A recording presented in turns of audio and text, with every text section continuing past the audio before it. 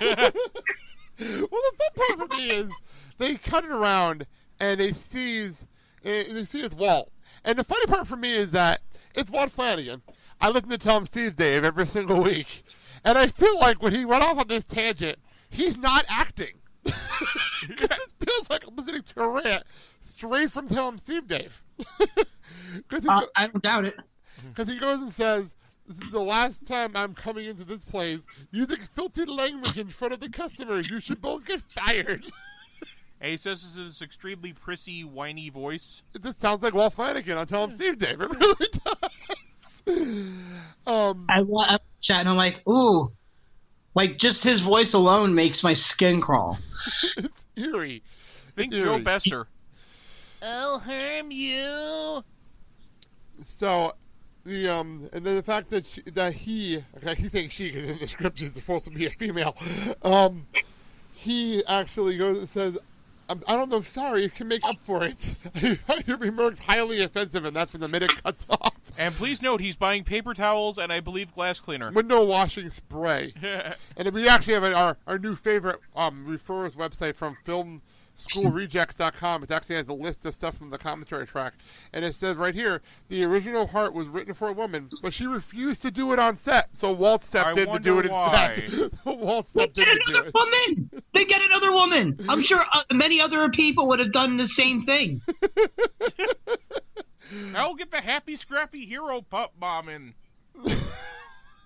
I mean, I'm sure you could have gotten the woman from the other side of said jizz mopping establishments to be offended by the lines. Where in real life, it's what they do for work. How ironic would that have been, and how hilarious would that have been?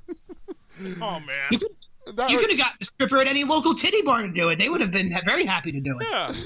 Especially during this late at night hours, you could just go run over there and get one. Well, Walt works cheap. Yeah, like no money at all. Which was something they didn't really have while making this movie. Yeah, I remember we were talking to Scott Schiaffo and we were joking around how Walt just kind of Walt was never paid for this movie. He just hung around with his best friends and just happened to be in scenes every so often. Wait, really? Yeah, Walt was never paid for this movie. He was hanging out. He was just hanging around the set. Holy crap. And he just kept showing up because they needed somebody, and he's like, well, I'm here, I'll jump in. Well, then again, this was everybody's first movie. Everybody was friends, so it kind of makes sense. Yeah, I remember Scott Schiaffo telling us about that. It's true. I mean, wow. I mean, what? Well, that really boggles my mind, and further brings to certain points of, like, it's amazing when you get into movies, like stories of certain movies, like you really get to find out some of the more messed up stuff. Yes. And I wonder if he even gets paid for residuals. Well, remember, he was casted later on in, like, Mallrats and things like that, but this movie was kind of one of those things where he just is there. Yeah. So, and of course, now he's a comic book man, so it's not like he doesn't have to worry about it, you know?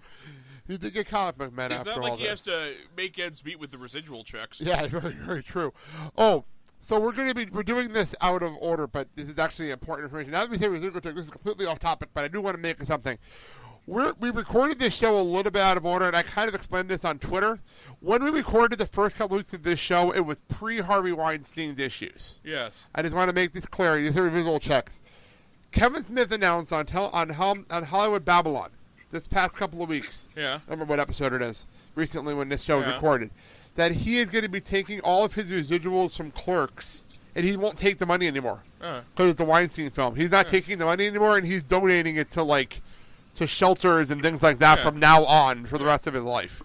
Just because he doesn't want any association to do with Weinstein anymore. It's sort of like Spielberg not taking a salary for Schindler's List because he felt it was blood money. Yeah. So that was announced at Babylon recently.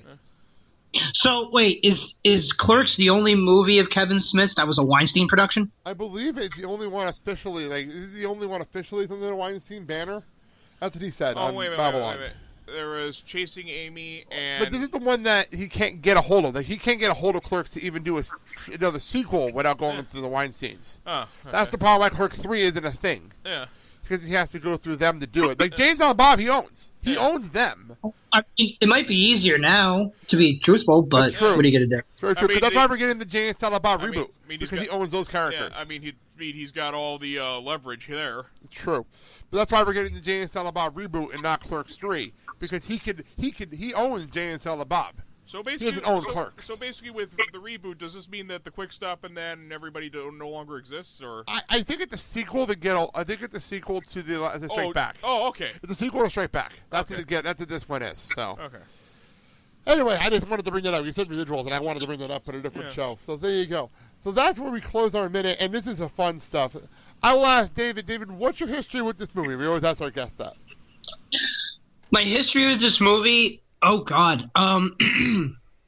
Let's see. I originally watched it with a bunch of friends at there was a girl who lived around the corner from my house, and we would always watch some of the more random movies. Like I remember watching Urban Legends one time with them, and all the CKY films with all the crazy stunts, and then they got onto a Clerks kick, and Clerks, Mallrats, all Jay and Silent Bob, like all those like movies, all these Kevin Smith movies, like we always would watch those then for a little while. And I always thought it was a great movie. I mean, like later years I've kind of gotten more into like I guess some of the backstory about a lot of it. That's why I was actually really interested in doing this particular minute, not because of jizz mopping, but because of you learn something really about, and I like learning the stories of films, even though I'm truthfully, and the fact that I'm even doing this is not because of I'm not a big movie person, and there are certain movies that I've seen and that kind of really stick out. So when I was invited to come do this, I was like, oh, absolutely, because I mean, this is like one of the few movies, or that I've watched, compared to a lot of other people, and I say few, and it obviously has, I don't want to say it still has an effect on my life. It's just I very movie. Like when I think of Clerks, I think of my friends that I used to hang out with in high school. So it still keeps me thinking of people that maybe I don't see that often. And it's always a pleasure to revisit not only the movie for its work, but in a way it's kind of like revisiting my childhood too, of the good times of my childhood. So, it's kind of what this movie means to me. Well, that makes sense. And it's funny, with the View Askew universe, this was the first movie I saw, and I discussed this a couple of times. This is the first View Askew movie I did see in the, I got this movie, we're going to watch this VHS tape, we have to watch this movie, and then that's where it all started. So... Well, on that note, anything you'd like to plug, Dave, before we get out of here? Me? No, just keep, plugging along on Fill in the Void Podcast Network, Spreaker.com/filling_the_void. Hopefully, it should. Clerks Minute should be on iHeartRadio by the time this airs, which would be pretty sweet.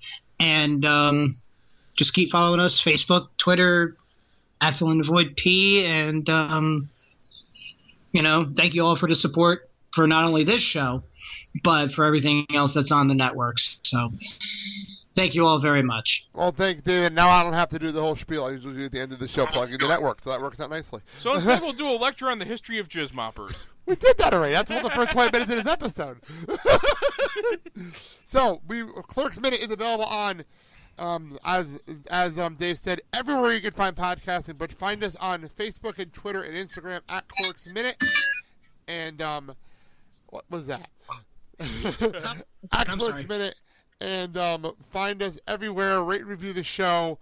And find us on patreon.com/clerksminute, where we're reviewing the animated series one episode at a time.